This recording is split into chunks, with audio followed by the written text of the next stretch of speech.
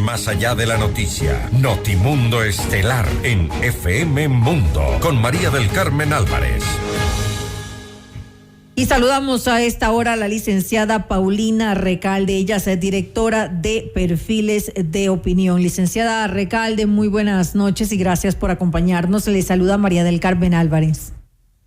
Hola María del Carmen, buenas noches con todas y con todos. Gracias por el contacto. A usted, gracias nuevamente por estar aquí junto a nosotros. Cuéntenos un poco acerca de los datos que ha arrojado esta última encuesta que han realizado, en la cual se mide la gestión del actual gobierno del presidente Guillermo Lasso. Sí, empiezo mencionando la ficha técnica. Es una encuesta aplicada en las ciudades de Quito y Guayaquil a hombres y mujeres de 18 a 65 años. Es una encuesta en hogares.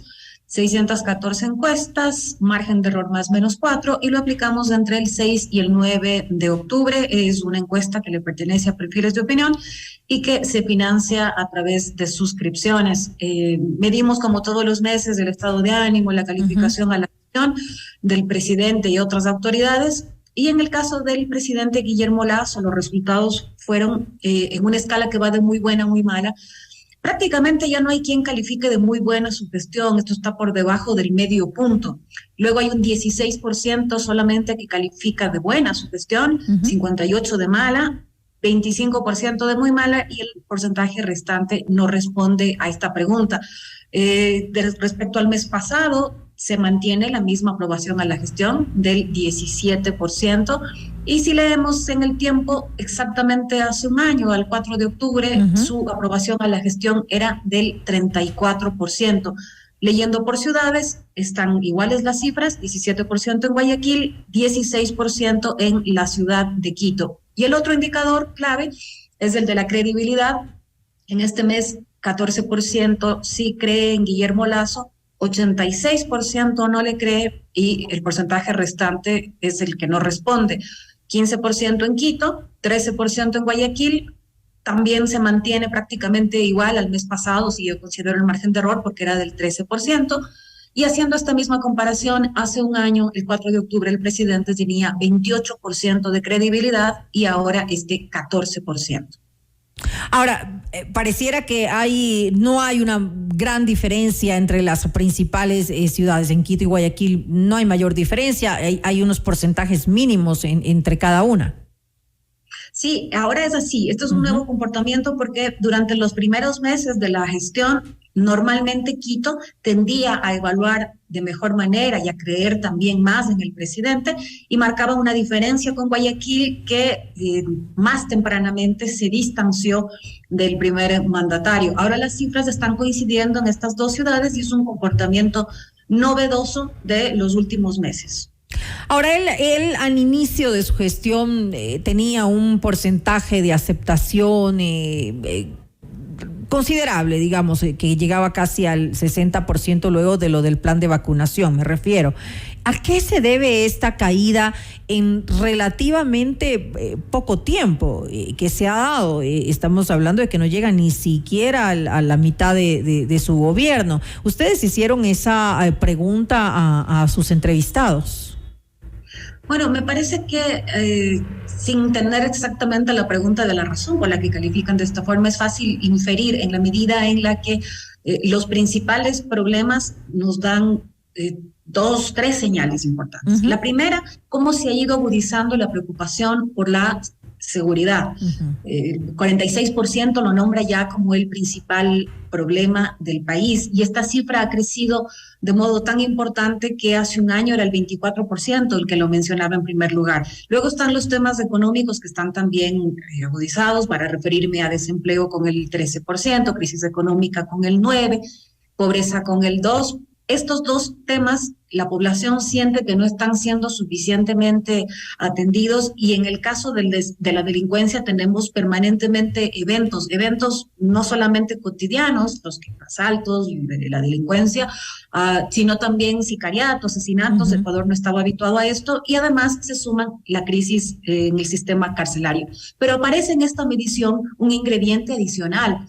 Cuando yo consulto cuáles son los principales problemas, ya decía yo que mencionaban la delincuencia, luego el desempleo, luego la corrupción pero ahora también aparece como un problema para el país el gobierno y el presidente. Esto lo menciona el 12% en cuarto lugar.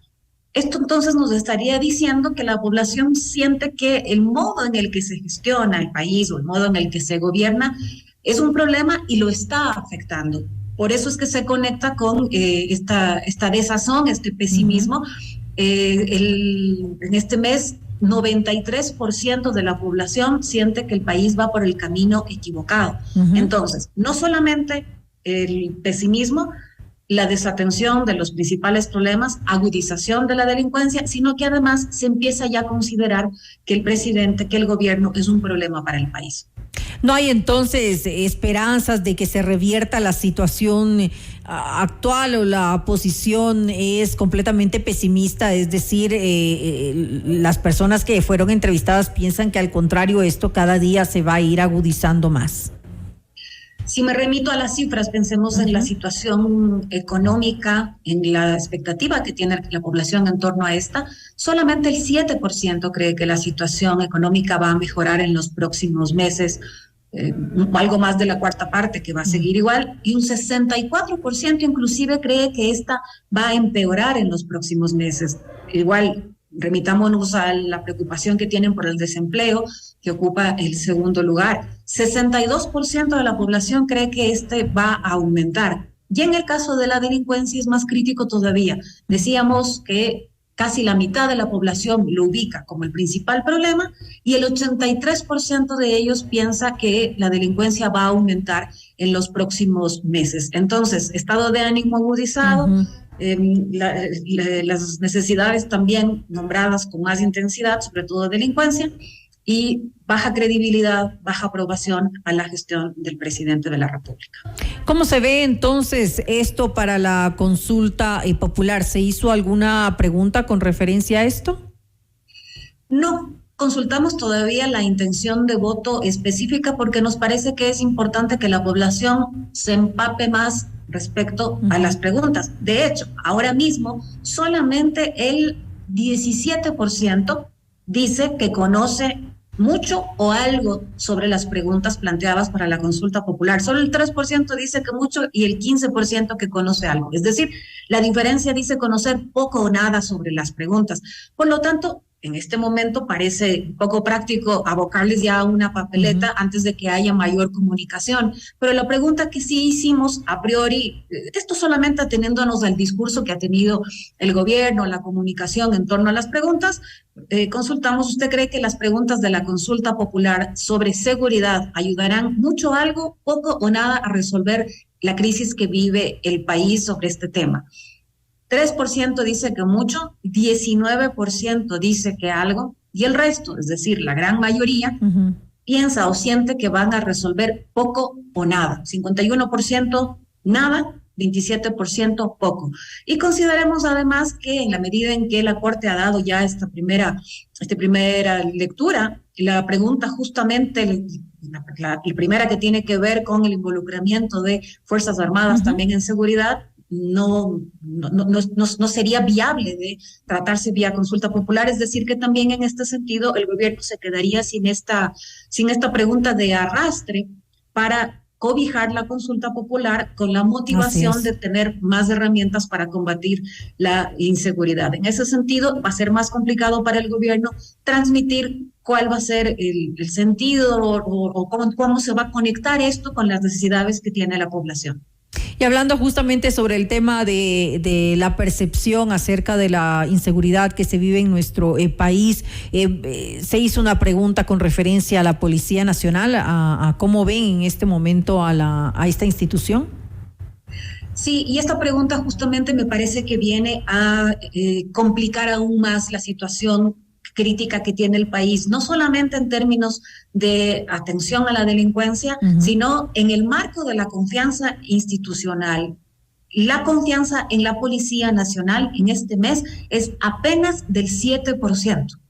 El mes pasado era del 23%, es decir, que hay una pérdida de 16 puntos en un solo mes.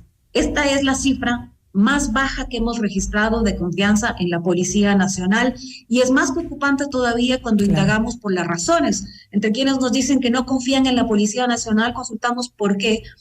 Es una pregunta abierta. 37% de ellos dice que porque son corruptos, 19% porque no cumplen con su tarea de combatir la delincuencia, 11% porque no ayudan en emergencias, 6% porque son cómplices de los delincuentes, 5% ellos son los delincuentes, nos dicen, 5% tienen mala fama, 5% nombra específicamente el femicidio de María Belén Bernal, y después hay menciones del 2% que dicen, no dicen la verdad, se tapan las cosas, son prepotentes, abusivos. Es decir, hay una serie de elementos que en este momento están sumándose para que haya esta tan baja confianza, apenas el 7% de confianza en la policía. Esta percepción de corrupción, esta percepción de complicidad e incluso de cometimiento de delitos, y este hito, digamos, que me parece que es el que podría estar marcando esta gran caída de confianza del caso concreto de María Belén Bernal. Claro, porque es una caída drástica de un mes a otro del 23% al 7%. También hemos tenido algunos casos de corrupción que han sido, pues obviamente, que han sido nombrados, que han sido comunicados por algunos medios de comunicación, como este que hubo en la ciudad de Guayaquil, cuando algunos policías en servicio activo, pues fingían operativos para justamente cometer robos. Sí, hay una serie de testimonios, una serie de casos ido sumando en este tiempo. Lo mismo el asesinato de una persona en Cuenca para asaltarlo, o más recientemente, ayer o anteayer, el asesinato y luego suicidio de un miembro de la policía a su esposa. En fin, cada día tenemos un testimonio más de casos de corrupción, de violencia, más la crisis carcelaria que también los pone en el centro, y creo que en ese sentido resulta cada vez menos creíble y menos conveniente para la institución un discurso de hablar de casos aislados. Más bien convendría justamente leer esta tan profunda caída de confianza en la institución para hablar de un momento de una reforma global que permita transmitir una nueva imagen, un nuevo modo de proceder de parte de la Policía Nacional. Y es una pena también que esto ocurra cuando vemos que también pues hay policías que van que dan su vida por defender justamente la seguridad de otros, como vemos el caso de este miembro de la institución que falleció en Santo Domingo de los Áchilas, o también pues de esta muy joven policía que también fue asesinada. Entonces sí es una pena que pues los ciudadanos tengan esta percepción de la policía cuando también hay miembros de las filas que dan su vida justamente para servir, para ayudar a los demás. Sí, por eso digo que no conviene ni hablar de casos aislados cuando se habla de una baja confianza en la institución, justamente porque el arrastre de negar esta situación complica y afecta a quienes están trabajando cotidianamente en esta institución. Yo creo que después de lo que ha sucedido, además en estos días, más específicamente en la escuela de policía, seguramente la población sentirá un freno antes de querer involucrarse ahora en la institución o de querer enrolarse en la institución. El temor incluso seguramente de las familias de cómo se maneja la escuela de policía es algo que está flotando ahora, no solamente el encubrimiento del caso, sino las condiciones en las que se daba la cotidianidad dentro de la escuela de policía. Todo esto tiene que transparentarse porque de lo contrario la afectación va a ser cada vez más grave y cada vez más aguda para los miembros de la policía, para la población que espera más que nunca ser protegida por la Policía Nacional, y para este gran marco de confianza institucional que hemos dicho ya viene cada vez más lesionado. Estamos viendo pues los resultados en las encuestas. ¿Qué pasa con las otras autoridades? Por ejemplo, con el vicepresidente de la República, con la Asamblea Nacional, también se preguntó sobre esto. Correcto, el caso del vicepresidente Alfredo Borrero, lo mismo, no hay quien responda que su gestión es muy buena porque es apenas 0.2%, 13% califica positivamente, califica de buena la gestión del vicepresidente Alfredo Borrero, 52% de mala, 22% de muy mala, y aquí también hay un 13% que no sabe cómo calificarla.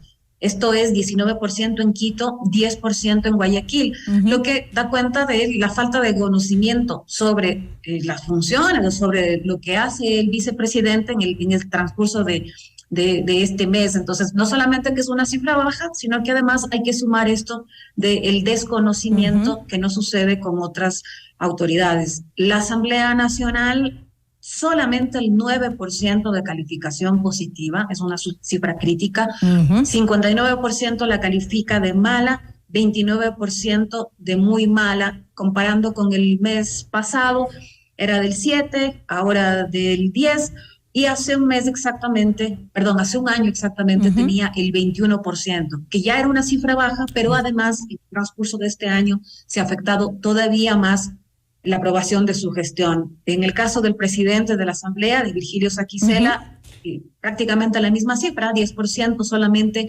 de aprobación de la gestión, de cifras positivas para el presidente de la Asamblea Nacional. Es una pena ver los resultados, pues, de la poca confianza que existe por parte de los ciudadanos en las autoridades en general. Lo estamos viendo en esta encuesta y pues por algo es, por eso, por esta crisis que estamos viviendo en nuestro país, por esta inseguridad, por la mala situación económica. Obviamente esto trae consecuencias y los estamos viendo. No hay ninguna aceptación, ninguna credibilidad en las autoridades. Gracias nuevamente a la licenciada Paulina Recalde. Ella es directora de Perfiles de Opinión. Gracias, María del Carmen. Buenas noches. Muy buenas noches.